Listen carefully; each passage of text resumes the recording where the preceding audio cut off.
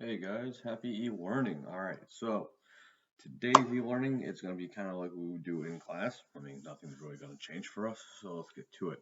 Today we go to weekly agenda, then we go to this week, and I'll scroll down to Wednesday. So Wednesday here, we're going to work on bell work, and then we're doing the second page of the map. So let's get to bell work. Now, I know yesterday I guys told you to kind of like move on to other stuff in case you didn't know the must-haves and examples. I was hoping to be there in class today to kind of go over it. So let's go over. I am going to go over the must-haves today. All right, so the must-haves for political map, physical map, equator, and prime meridian. Political map. I know I talked to a few of you guys about this yesterday. Political map, if you actually look at one, which I have here, they're very colorful. All right, so a must-have for a political map is very colorful, very bright, something you can see very easily. All right, so that's what the must-haves are. There's something we can identify a country's borders very easily. So as I scroll down, you can easily see where the borders are of these countries, even though you might not know what they are. All right, so if I would go to a physical map, you see here the must-haves for a physical map. It's not colorful. All right, you see here I can't really tell where the borders are. So a physical map is not colorful where a political map is. So in my bell work, all right, I know I don't have really filled out, but here you can put down colorful for your political map. It's bright, something you can see easily. Physical map, something you can't really see easily. It's very brown, very neutral colors. Something that's going to show more physical features. Hence why the name is physical map. You're going to see more mountain ranges and rivers and stuff like that. So must-haves for political map, again, very colorful, bright, something you see easily. Must-haves for physical map, something that's not very easily seen, but has more neutral colors and is going to show more physical features. All right, the last two, you got equator and prime meridian, right? Yeah, there you go. All right, equator. So just like we did with latitude and longitude lines, all right, the equator is a latitude line. So just like last week, we look at what we put. So if you want to go back and use your bell work from last week to basically copy and paste those answers over, you're perfectly fine to do that. But let's just go over them again. Equator is a latitude line. Latitude line must-have was something that is invisible. You can't see it. It's an imaginary line that helps us measure distances. All right. So equator is an imaginary line that helps us measure distances. Must-have, be imaginary, invisible, can't see it, and it helps us measure. Prime meridian is the longitude line, and so same way, it is a imaginary line that helps us measure. They're pretty much the same as a latitude and longitude line. All right. So those are the must-haves. If you have any questions on that, please let me know. You can always email me and let me try to. I'll help you out the best I can. Tomorrow, if we're in school, we'll work on examples, and then you should be done by tomorrow then, because hopefully you did pictures yesterday and stuff of that nature. Okay. All right. So this is bell work. So check that out. Okay. And now we're going to continue on to the map booklet on page 2. So you should have your map booklet with you. Most of it is a physical actual map. Some of you actually did email you a copy of it. So if you have the actual map, you need some colored pencils, something colorful. If you are doing this on a Word document, you'll use the draw feature, which I'm going to use on this computer here. So we're going to open up or grab our map. Now, for those who folded, page 2 would then be a political map. If you haven't folded it, it'd be this side of it.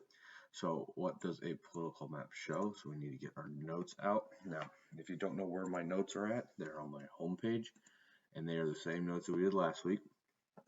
So we go to the notes, and we can go ahead and, okay, I can preview them here if I want to, which I'm going to since I don't want to open them up. And I scroll all the way down to the bottom where I can find political map. All right, so I don't want to do that. Right here where it says a political map shows, let me close this out. You're going to write down shows borders, labels, countries, and major cities. So if you look at this political map, I know it's not that colorful, but it's technically colorful compared to a physical map. So you're going to write down that stuff right here. Okay, let's copy. Paste. So that's what you're going to put down there. Shows label, borders, labels, countries, and major cities. Now, For the map up here, you do not actually have to do major cities. You just have to label countries by showing the color. But generally, a political map, as I've shown up here, is very colorful. You see, if you click on it, it does label countries, and some of them do have cities onto them as well. So you're looking at anything that's more political, that's not nature. So man-made objects such as borders from different states, cities, things that people have created. That's what a political map does. That's what a political map shows. And so that's what we're going to be looking at, a ton of political maps this year in our class, showing different borders of different countries and where things are and how things have changed over time. So once again, a political map shows borders, labels. Now if we scroll down, you can see a physical map. You can see how different that looks. But that'll be what we do tomorrow when we're back at school with the 2-hour delay and our NWA testing. So today though, just copy this over a political map, knowing that it shows borders and labels countries and non-natural made stuff. Okay, then the next thing you're going to do is you're going to then need to color this map, all these different colors. So once again, you go to the draw ribbon. If you're doing this on a Word document, if you're doing this on paper, obviously get color pencils or something, color it. Now this is a map of North Africa. Hey, look at that, I already have it up here. So you can use any one of these maps. It doesn't really bother which one, as long as it's very colorful. I wouldn't want to use that one. There's not a lot of color there. So like this one, North Africa, you see the different colors. So if you want to split screen it so that you can see it, that's fine.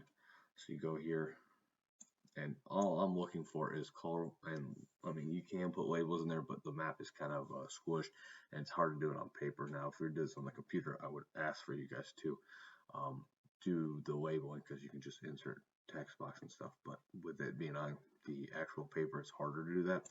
So up here, you're just going to pick colors. It doesn't matter what colors you pick. So if I pick orange, okay, I'm going to do a little bit thicker.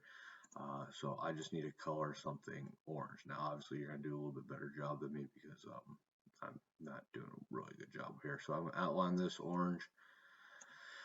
But here are one of the rules for a political map. I can't make the next country orange though, because then I can't see where the border is. So if these are two different countries, I have no idea which ones are which. So you got to make sure you don't do that, and you switch up your colors. So everything has to be a new color. So this one's got to be green.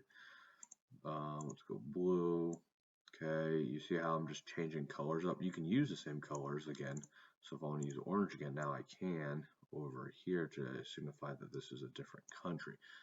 But then I have to use different colors to label each of these countries. Okay, so as you see here, I could just keep doing different colors until I've labeled every single country. You know, I haven't used green. Let's go green down here, since it's away. But no two same colors can touch. So you see here, they're all different colors.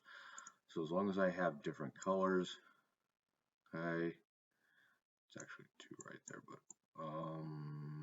that's fine. Here we go, another one. So you see here, ooh, that was small. Why that's small? Okay, there we go.